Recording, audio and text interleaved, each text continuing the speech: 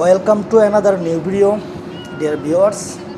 আমরা যাচ্ছি অষ্টগ্রাম ইটনা মিঠামইন এর রুট ধরে মিঠামইন জিরো পয়েন্টের দিকে। সেখানকার হাওরের দৃশ্য এবং জিরো পয়েন্টের যে সৌন্দর্য সেটা আজকে আপনারা আমার এই ভিডিওর মাধ্যমে দেখতে পারবেন। এই রাস্তাটি প্রায় 29 কিলোমিটার দীর্ঘ। পুরো রাস্তাটি গেছে হাওরের মাঝখান দিয়ে। এমন না যে এটা কোনো সাবেক রাস্তা ছিল যেটাকে পরবর্তীতে বড় করে পাকা করা হয়েছে।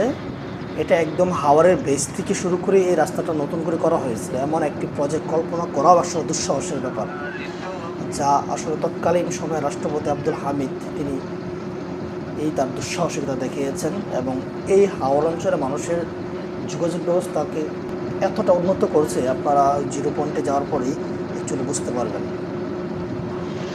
আর এই রাস্তাটি তৈরি করতে তৎকালীন সময়ে রাষ্ট্রপতির ব্যয় হয়েছিল প্রায় 850 কোটি টাকা। এই হাওয়ার আকাশ যেখানে ছুঁয়ে গেছে দেখা যায় কোনো বাড়িঘর নাই, শুধু পানি আর পানি। এমন একটি জায়গার মাঝখান দিয়ে রাস্তা দিয়ে যেতে একটা অন্যরকম আনন্দ ফিল হয়। অ্যাকচুয়ালি আমরা অবশেষে এসে পড়েছি সেই মিঠামইন জিরো পয়েন্টে।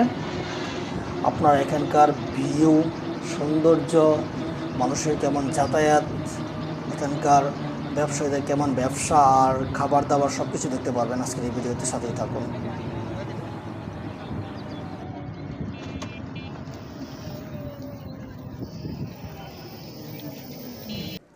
ইটনা মিঠামইন এবং অষ্টগ্রামের জিরো পয়েন্ট,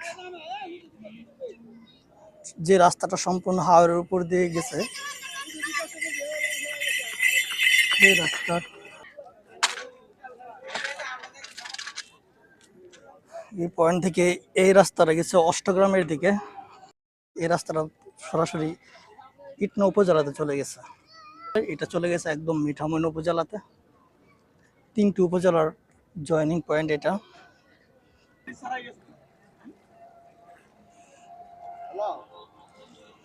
এই হাওরের মাঝখানে একটা পাখিও আসতো না অ্যাকচুয়ালি, আর এখন কত মানুষ আসতেছে। রাস্তার থাকার কারণে যোগাযোগ ব্যবস্থা একটা এলাকাকে কতটা উন্নত করে দিতে পারে, এটা হচ্ছে এর একটা অন্যতম উদাহরণ। যখন এই রাস্তাগুলো ছিল না তখন মানুষ কিভাবে যাতায়াত করতো? এই 3 উপজেলা মানুষ নৌকা দিয়ে। তার মানে এখানে তো কোনো একটা পক্ষীও আসতো না। পানি আর পানি। প্রতিদিন আপনার এখানে কিরকম মানুষ আসে? প্রতিদিন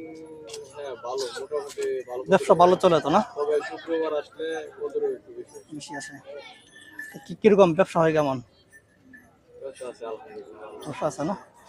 দর্শকরা শুনলেনই তো, এটা পুরোটাই হাওর ছিল। এই রাস্তা হওয়ার কারণে এখানকার মানুষের যেমন কর্মসংস্থান সৃষ্টি হয়েছে, সাথে মানুষের যোগাযোগ ব্যবস্থাটা উন্নত হয়েছে, আর মানুষের একটা বিনোদনের, আড্ডার, অবসর সময় কাটানোর একটা জায়গা তৈরি হয়ে গেছে।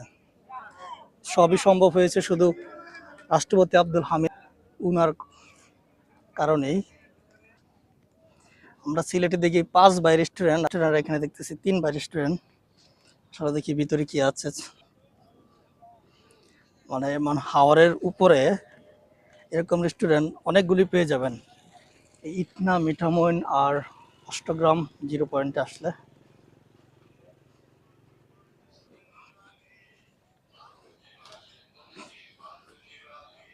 কি আছে ভাই খাওয়ার মতো রেস্টুরেন্টে?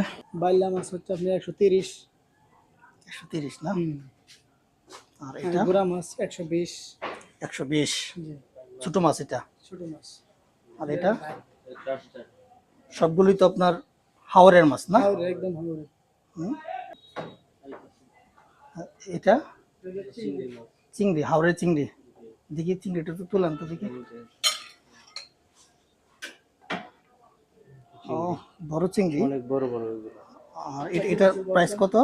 এটার প্রাইসে প্লেট যাবে 180 টাকা। 180 টাকা প্লেট। আর এই মাছ ভর্তা এটা? জি, মাছ এটা বাইং মাছ। বাইং মাছ এটা কত করে? এটা 180 টাকা। 180। এখানে বসে বসে হাওরের ভিউ আর রেস্টুরেন্টে খাবার স্বাদই অন্যরকম। এখানে নিলাম মাছের ভর্তা, এটা একদম হাওরের চিংড়ি, এটা হাওরের বাইং মাছ। আর এখানে নিলাম বাইল্লা মাছ, এটা হলো বাইল্লা মাছ, হাওরের বাইল্লা। আর এখানে আছে তো শসা, লেবু, কাঁচামরিচ।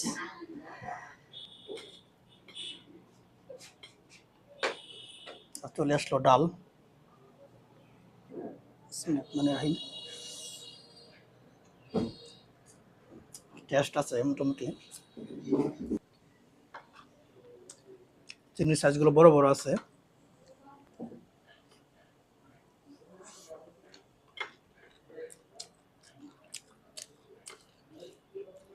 চিংড়ির টেস্ট আছে।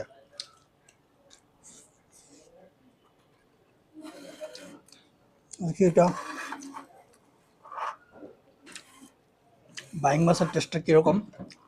হাওরের মাছ সবগুলি অনেক ডেলিশিয়াস, বাইং মাছের টেস্ট এটা অসাধারণ।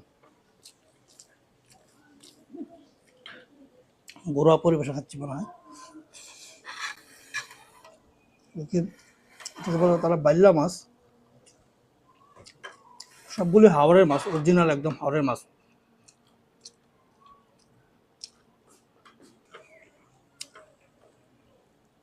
বাইল্লা অসাধারণ।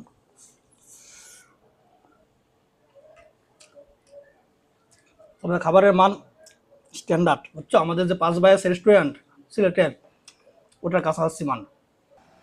বিলটা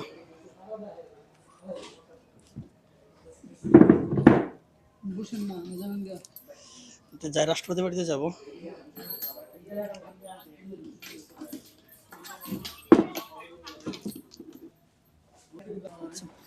আচ্ছা, ইনশাল্লাহ দেখা হবে। এখানে যেহেতু আসবো, এই এলাকায় ঘন ঘন আসা হবে ইনশাল্লাহ।